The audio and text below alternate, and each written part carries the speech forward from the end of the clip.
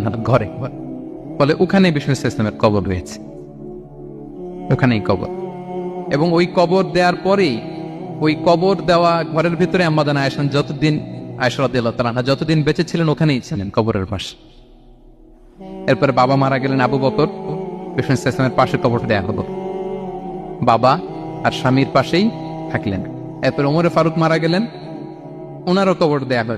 কিন্তু এখন তো আর বাবা আর স্বামীর সাথে পর্দা নাই, ওমরে ফারুকের সাথে তো পর্দা আছে। তো তখন তিনি, ঘরটা হয়ে গেছে ছোট, 3টা কবরে অনেক জায়গা স্পেস নিয়ে গেছে, এখন অল্প একটু জায়গা পর্দা টাঙিয়ে দিলেন ওমরে ফারুকের সাথে পর্দা হিসেবে, ছোট্ট একটা জায়গায় যতদিন বেঁচে ছিলেন ওখানটাতেই ছিলেন।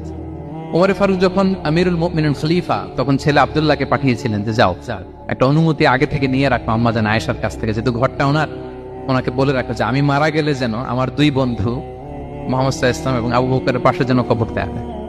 আব্দুল্লাহ এসে বলল, আব্বা জান তো এই পায়গাম